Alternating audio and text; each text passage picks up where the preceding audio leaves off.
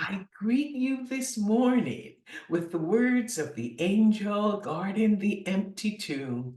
He is not here. He is risen. It is Easter Sunday, March the 31st, 2024, and my name is Gloria, and I welcome you to my podcast, Manna at the Tap.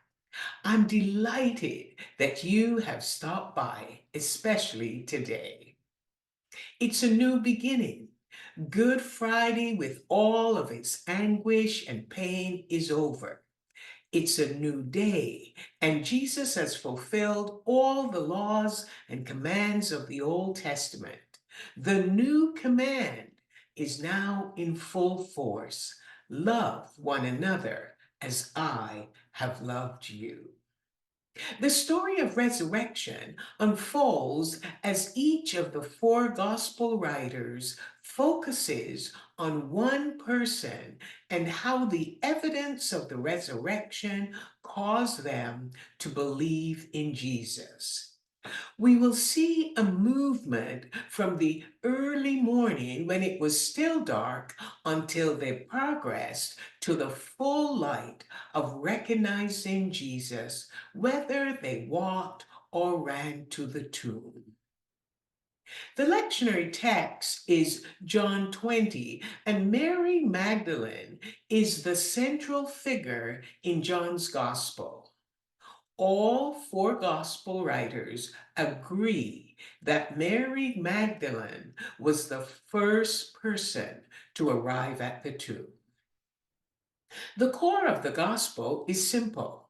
Jesus was crucified and has been resurrected from the dead. The empty tomb is the visible evidence of this fact. Mary Magdalene came to the tomb alone while it was still dark and was startled to see that the stone had been rolled away from the mouth of the tomb.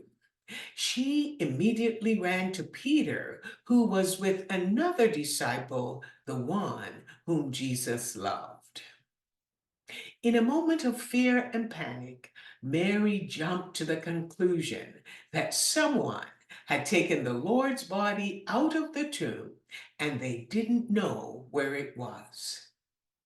The other disciple outran Peter to the tomb, but hesitated to go in, waiting for Peter to catch up. Peter went directly into the tomb, observing the evidence of the strips of linen and the burial cloth that covered the head was neatly put in another place of the tomb. This raises the question, did Jesus make his bed before departing? The unnamed disciple saw and believed, but his belief is unclear. Did he believe Mary's conclusion that someone had stolen the body?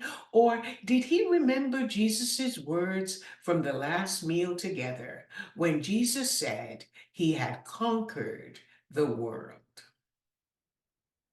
Peter and the other disciple return home, leaving Mary standing outside the tomb weeping. She begins to look into the tomb, and it is empty of Jesus, but two angels are guarding the place where Jesus' body had been laid.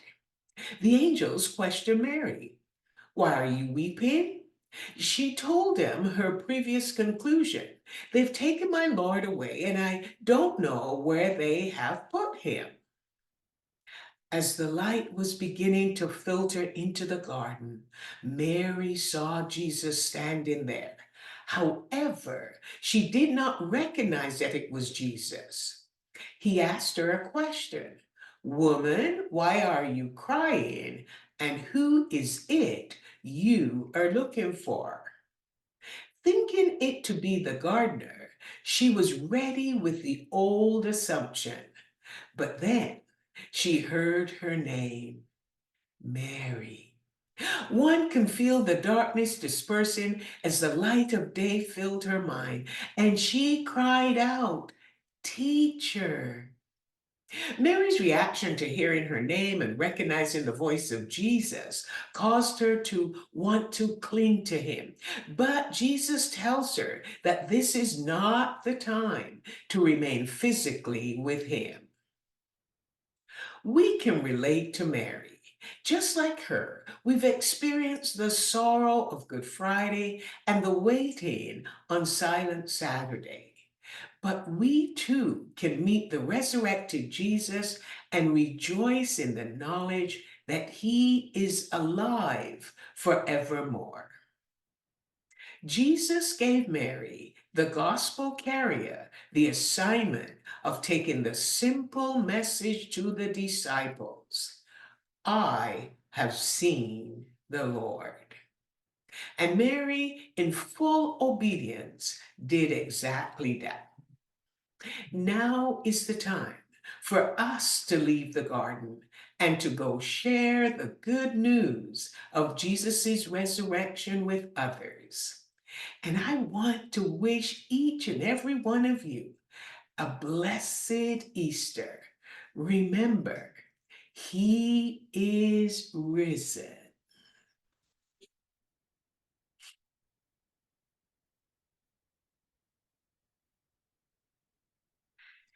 But I hope all of you are ready to proclaim he is risen. He is risen indeed.